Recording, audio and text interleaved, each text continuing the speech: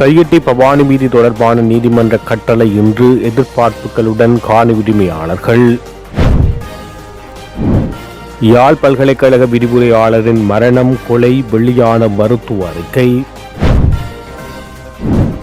யாழ் வழிபாட்டு தலங்களில் ஒளிபெருக்கி பாவனை வான வேடிக்கை போன்றவற்றை கட்டுப்படுத்த நடவடிக்கை. சுரேஷ் ஆலேவை இயக்கியவர் விரைவில் கைது. அசாத் மௌலானா வாக்குமூலத்தால் கோடபாய அதிர்ச்சியில். இலங்கையில் தமிழ் மக்கள் தொடர்பில் வியப்பில் ஆழ்ந்துள்ள ஜனாதிபதி அனுர. பிள்ளையானை சிறையில் சந்தித்தது ரகசியமல்ல, நாமல் பதில். அனுரகுமார திசாநாயக்கவுக்கு ஆதரவளிக்கப் போவதாக அம்பிட்டிய சுமணரத்ன தேரர் அறிவிப்பு. மயிலத்தமடு மாதவடை மேய்ச்சல் தரை காணிகளை மகாவலி ஒதுக்கீடு செய்யுமாறு ஜனாதிபதி அனுரகுமார் திசாநாயக்க பணிப்புரை. அரச ஊழியர்களுக்கு சம்பள உயர்வு ஜனாதிபதி வெளியிட்டுள்ள அறிவிப்பு. சிஎம் விஜயிடம் யாழ்ப்பாணம் சபையில் தொடர்ந்து கத்தும் அர்ச்சுனா எம்பி எச்சரிக்கை விடுத்துள்ள தேரர்.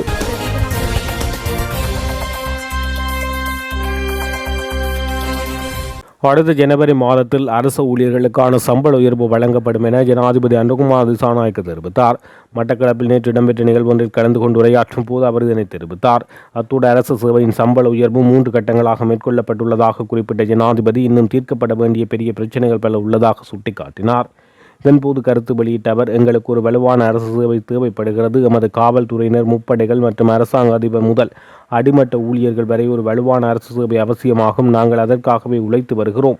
அரசு சேவையில் உள்ள வெற்றிடங்களை நிரப்புவதுடன் அதற்கான முறையான ஆட்சேர்ப்பு நடவடிக்கைகளை மேற்கொண்டு வருகிறோம் என தெரிவித்துள்ளார். இலங்கையை உலுக்கிய உயிர்த்த ஞாயிறு தாக்குதல் தொடர்பான விசாரணைகள் இடம்பெற்று வரும் நிலையில் நேற்றைய தினம் மிக முக்கியமான தகவலை மேலதிக சொலிசிட்டர் ஜெனரல் திலீப பீரிஸ் நீதிமன்றத்தில் முன்வைத்தார். பிரான்சில் உள்ள அசாத் மௌலானாவிடம் வாக்குமூலம் ஒன்றை பதிவு செய்துள்ளதாக குறிப்பிட்டு இந்த தகவல்களை ஒப்படைத்துள்ளார். உயிர்த்த ஞாயிறு தாக்குதலுக்கு பின்னால் சுரேஷ் ஆலே பிரதான நபராக உள்ளார் என குறிப்பிட்ட அவர், ஊடகவியலாளர் பெர்டின் எக்னொலிகொட கடத்தப்பட்டமை, கீத் நோயார் மீதான தாக்குதல், லசந்த விக்ரமதுங்க படுகொலை மற்றும் உபாலி தின்னக்கோன் மீதான தாக்குதல் உள்ளிட்ட குற்றங்களுடன் தொடர்பு உள்ளதாக சுட்டிக்காட்டினார். மேலும் பல விடயங்களை ஜெனரல் திலீப பீரிஸ் மன்றில் முன்வைத்தார். அசாத் மௌலானா சணல் போரில் குறிப்பிட்டதை விட மேலும் பல விடயங்களை குறிப்பிட்டதாக சுட்டிக்காட்டியுள்ளார். யாழ்ப்பாண பல்கலைக்கழக சிரேஷ்ட சித்த மருத்துவத்துறை விரிவுரையாளர் தயாழினி திலீபன் கழுத்து நெரிக்கப்பட்டு கொலை செய்யப்பட்டமை சட்ட வைத்திய அதிகாரியின் அறிக்கையில் உறுதி செய்யப்பட்டுள்ளதாக போலீசார் நீதிமன்றத்தில் தெரிவித்துள்ளனர். குறித்த வழக்கின் மரண விசாரணை யாழ்ப்பாண நீதவான் நீதிமன்றத்தில் நீதவான் எஸ் லெனின்குமார் முன்னிலையில் நேற்று நடைபெற்றது. மரண விசாரணையின் போது விரிவுரையாளரின் மகனும் போலீசாரும் சாட்சி வழங்கினர். இதன்போது சாட்சியமளித்த போலீசார், உயிரிழந்த விரிவுரையாளரின் இறப்புக்கு காரணம் கழுத்து நெரிக்கப்பட்டு கொல்லப்பட்டமை என சட்ட வைத்திய அதிகாரியின் அறிக்கையில் கூறப்பட்டுள்ளதாக தெரிவித்ததுடன் விளக்கமறியலில் வைக்கப்பட்டுள்ள இருவர் மீதும் சந்தேகம் உள்ளதாக தெரிவித்தனர். இருவரது மரண விசாரணைகளுக்கு பின்னர் வழக்கு எதிர்வரும் ஜூன் மாதம் 3ஆம் தேதிக்கு திகதியிட்ட நீதவான் கைது செய்யப்பட்டு விளக்கமறியலில் உள்ள சிரேஷ்ட விரிவுரையாளரின் மருமகன் மற்றும் மகள் ஆகியோரின் விளக்கமறியல் காலத்தை அன்றைய தினம் வரை நீடித்து உத்தரவிட்டார். வழக்கு விசாரணையின் போது பாதிக்கப்பட்டவர்கள் சார்பில் ஜனாதிபதி சட்டத்திரணி சுமந்திரனின் வழிகாட்டுதலில் சட்டத்திரணி பெனிஸ்லஸ் துசானும், முதலாவது சந்தேக நபரான விரிவுரையாளரின் மருமகன் சார்பில் சர்மினி விக்னேஸ்வரனும், 2வது சந்தேக நபராக பெயர் குறிப்பிட்ட சிரேஷ்ட விரிவுரையாளரின் மகள் சார்பில் சட்டத்திரணி சமந்த அத்துக்கோர்லவின் வழிகாட்டலில் மற்றொரு சட்டத்திரணியும் ஆஜராகினார்கள்.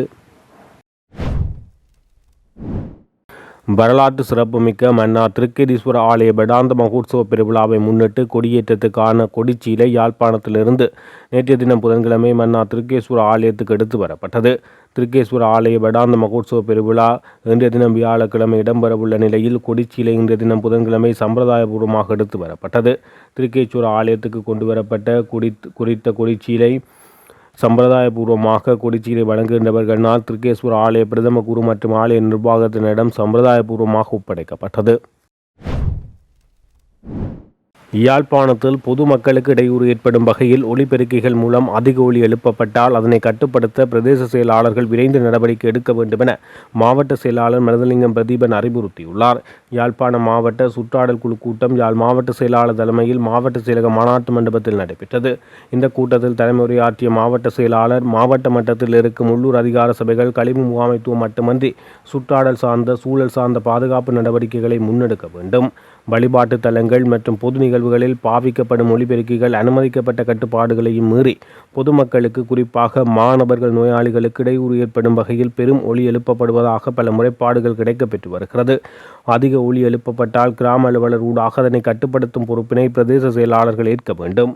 மீறுவோர்கள் மீது கிராம அலுவலர்கள் போலீசில் முறைப்பாடு செய்து நடவடிக்கை எடுக்க வேண்டும். மேலும் பொலித்தீன் பிளாஸ்டிக் பாவனைகள் கட்டுப்படுத்துதல், குப்பைகளை எரிவூட்டுவதால் வலி மாசடைதல் மற்றும் வான வேடிக்கைகளால் ஏற்படும் பாதிப்புகள் தொடர்பாகவும் பொதுமக்கள் உரிய விழிப்புணர்வுகளை வழங்க நடவடிக்கை எடுக்க வேண்டும் என தெரிவித்தார்.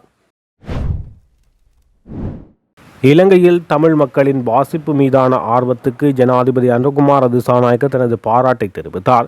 மட்டக்களப்பு மாநகர சபையின் புதிய பொதுநூலக கட்டிடம் ஒன்றை திறந்து வைத்து உரையாற்றும் போது ஜனாதிபதி இதனை தெரிவித்தார். இடைநடுவில் நிறுத்தப்பட்டிருந்த இந்த நூலகத்தின் கட்டுமான பணிகள் வெற்றிகரமாக நிறைவடைந்திருப்பதை காண்பது பெரும் மகிழ்ச்சி அளிப்பதாக ஜனாதிபதி அனுரகுமார திசாநாயக்க தெரிவித்தார்.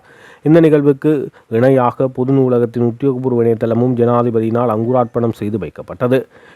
நாட்டின் வாசிப்பு கலாச்சாரம் நலிவடைந்து வரும் இன்றைய காலகட்டத்தில் தமிழ் மக்கள் வாசிப்பு மீது இன்னும் காட்டி வரும் ஆர்வம் பாராட்டத்தக்கது என ஜனாதிபதி குறிப்பிட்டார்.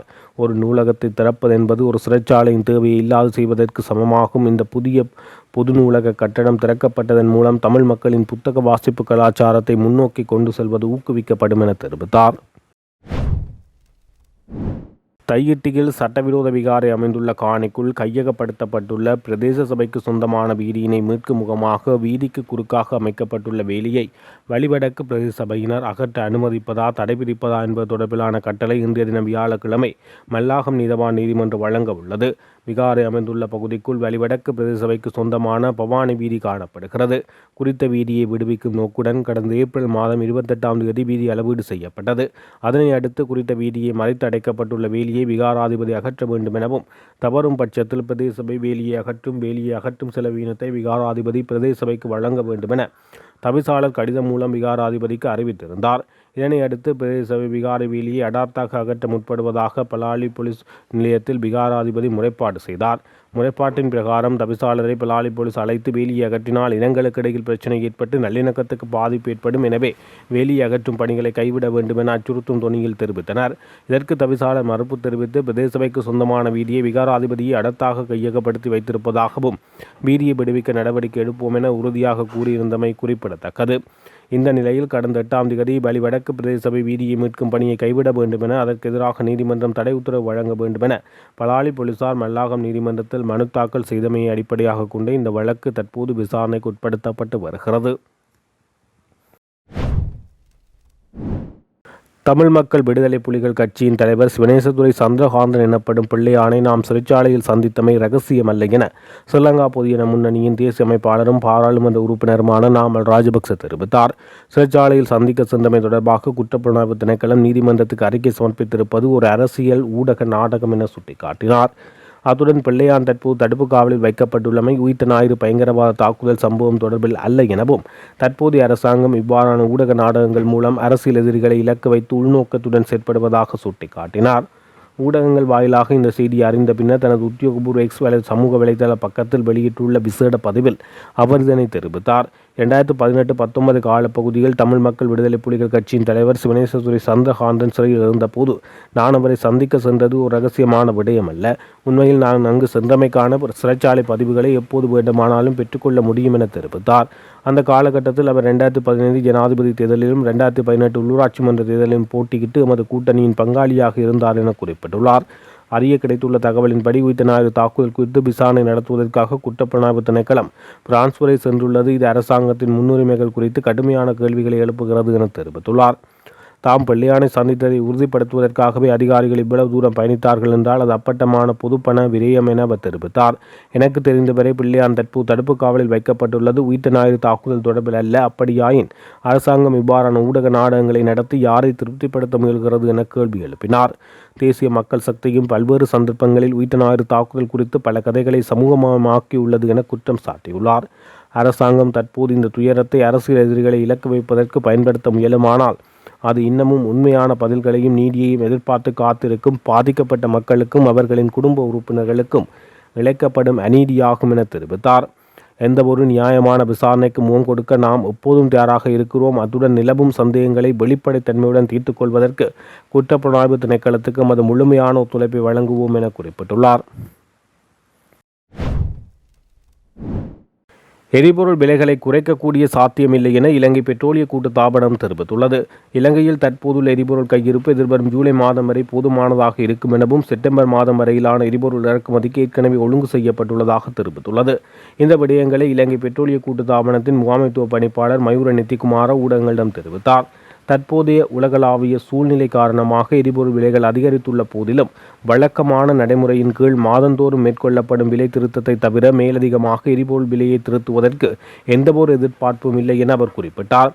உலக சந்தையில் கடந்த மார்ச் மாத இறுதியில் ஏப்ரல் மாதத்திலும் காணப்பட்ட விலைகளுடன் ஒப்பிடுகையில் தற்போது விலை சற்று குறைந்துள்ளது. எனினும் மே 13ஆம் தேதி நிலவரப்படி டீசல் பெரல் ஒன்றின் விலை $154 காணப்பட்டது என தெரிவித்தார். பாராளுமன்றத்தில் இருந்து கொண்டு விஜயின் ஆதரவாளர்கள் யாழ்ப்பாணத்தை மட்டுமல்ல ஒட்டுமொத்தமாக வடமாகாணத்தையுமே பெற்றுக்கொள்ளுமாறு கூறி வருகின்றனர் என பேராசிரியர் இந்து ராகரே தேரர் தெரிவித்துள்ளார். தமிழக முதலமைச்சர் ஜோசப் விஜய் கச்சதீவு குறித்து வெளியிட்ட கருத்து நாட்டின் இறையாண்மைக்கு பாரிய சவாலாக அமைந்துள்ளதாக இந்து ராகரே தேரர் குறிப்பிட்டுள்ளார். மகா பிரிவேனாவில் நடைபெற்ற நிகழ்வொன்றில் கலந்து கொண்டு உரையாற்றும் போது அவர் இதனை தெரிவித்தார். அங்கு அவர் மேலும் தெரிவிக்கையில் தமிழக முதலமைச்சர் கச்சதீவை மீட்பேன் என்று கூறிய போது யாழ்ப்பாணத்தில் உள்ள சில குழுக்கள் அதற்கு ஆதரவாக கோஷமிட்டு கொண்டாடினர். பாராளுமன்றத்தில் உள்ள அவரது ஆதரவாளர்களும் இதற்கு வாழ்த்து தெரிவித்தனர். ஆனால் எமது தலைவர்கள் கச்சதீவுக்கு சென்று பார்வையிட்டு விட்டு அங்கு பெற்றுக்கொள்வதற்கு எதுவும் இல்லை என கூறியிருந்தனர். கொடுத்தாலும் பரவாயில்லை என்ற ரீதியிலேயே அடுத்த கட்ட நகர்வுகள் அமையப் போவது போல் தோன்றுகிறது என்று பாராளுமன்றத்தில் இருந்து கொண்டு விஜயின் ஆதரவாளர்கள் யாழ்ப்பாணத்தை மட்டுமல்ல ஒட்டுமொத்த வடமாகாணத்தையுமே பெற்றுக்கொள்ளுமாறு கோரி வருகின்றனர். இந்த அரசியல் கொள்கை மற்றும் நகர்வானது எதிர்காலத்தில் நமது நாட்டின் இராணுவத்தினர் பாதுகாத்த நாட்டின் இறையாண்மைக்கு பாரிய சவாலாகவும் ஒரு உணர்வுபூர்வமான பிரச்சனையாகவும் மாறப்போவது உறுதி என பேராசிரியர் இந்து ராகரே தேரர் தனது உரையில் எச்சரிக்கை விடுத்துள்ளார். மட்டக்களப்பு மாவட்டத்தில் நீண்டகால பிரச்சனையாக இருந்து வரும் மயிலத்தமடு மாதவடை மேய்ச்சல் தரை காணிக்காக 1570 ஏக்கர் நிலத்தினை மகாவலியை ஒதுக்கீடு செய்யுமாறு ஜனாதிபதி அனுகுமார திசாநாயக்க பணிப்புரை விடுத்துள்ளார். மட்டக்களப்பு மாவட்ட விசேட அபிவிருத்தி குழு கூட்டம் நேற்று காலை பழைய கச்சேரி மாநாட்டு மண்டபத்தில் ஜனாதிபதி அனுகுமார திசாநாயக்கவின் தலைமையில் நடைபெற்றது. இந்த கூட்டத்தில் மட்டக்களப்பு மாவட்ட அபிவிருத்தி குழு தலைவர் சுனில் ஹந்துன்னெத்தி, பாராளுமன்ற உறுப்பினர்களான சாணக்கியன், ஸ்ரீநேசன், ஸ்ரீநாத், எம்எல்ஏ மிஸ்புல்லா, கந்தசாமி பிரபு ஆகியோர் கலந்து கொண்டதுடன் மட்டக்களப்பு மாவட்ட அரசாங்க அதிபர் ஜே.எஸ். அருள்ராஜ், கிழக்கு மாகாண ஆளுநர் ஜெயந்தலால் ரத்நாயக்க, பிரதேச செயலாளர்கள், திணைக்கள அதிகாரிகள், மாகாண பணிப்பாளர் என பலரும் கலந்து கொண்டனர்.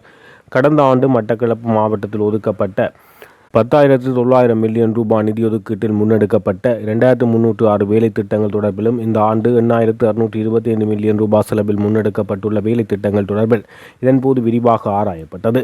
இந்த கூட்டத்தில் மிகவும் முக்கியமாக மட்டக்களப்பு மாவட்டத்தில் நிலவும் மயிலத்தமடு மாதவனை மேய்ச்சல்துறை பிரச்சினை தொடர்பாக முக்கியமாக பேசப்பட்டது.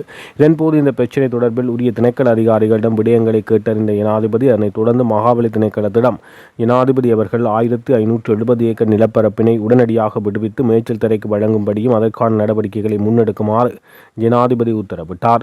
எதிர்வரும் காலங்களில் மேய்ச்சல் தரை தொடர்பில் மேலும் தீர்க்கமான நல்ல முடிவுகள் எடுப்பதாகவும் இதன்போது தெரிவிக்கப்பட்டது. இதன்போது கிராமிய பாலங்கள், கிராமிய வீதி, வீட்டு திட்ட வேலைகள், நீர்ப்பாசன திணைக்களத்தினால் முன்னெடுக்கப்படும் வேலை திட்டங்கள் என பரிபாலன சபையினால் முன்னெடுக்கப்படும் வேலை திட்டங்கள் தொடர்பாக ஆராயப்பட்டதுடன் இவற்றுக்கான செயற்பாடுகள் எவ்வாறு காணப்படுகிறது என்பது தொடர்பாகவும், இந்த திட்டங்களில் முன்னெடுக்கின்ற வேலைகள் தொடர்பாகவும், மீதமுள்ள வேலைகள் தொடர்பாகவும், நிதி பெறப்பட வேண்டிய விடயங்கள் தொடர்பாகவும் கலந்துரையாடப்பட்டது. ஜனாதிபதி மஹிந்த ராஜபக்ச தரப்புக்கு மிகவும் நெருக்கமாக செயல்பட்டு வந்த சர்ச்சைக்குரிய அம்பிட்டிய சுமணரத்ன தேரர் ஜனாதிபதி அனுரவுக்கு ஆதரவளிப்பதாக அறிவித்துள்ளார். மிக நீண்ட காலமாக மஹிந்த ராஜபக்ச தரப்புக்கு மிகுந்த விசுவாசத்துடன் செயற்பட்டு வந்த ஒரு பிரதான பௌத்த பிக்குவாக அம்பட்டிய சுமணரத்ன தேரர் கருதப்படுகிறார். இவ்வாறான ஒரு பின்னணியில் தற்போது தான் மஹிந்த தரப்பிலிருந்து விலகி அனுர தரப்பினை ஆதரிப்பதாக தெரிவித்தார். கிழக்கு மாகாணத்துக்கு நேற்றைய தினம் ஜனாதிபதி மேற்கொண்ட விஜயத்தின் போது அவர் அம்பட்டிய சுமணரத்ன தேரரை சந்தித்து கலந்துரையாடினார். இந்த சந்திப்பினை தொடர்ந்து வெளியிட்ட காணொலி ஒன்றில் அனுர தரப்பினை ஆதரிப்பதாக அவர் தெரிவித்துள்ளார்.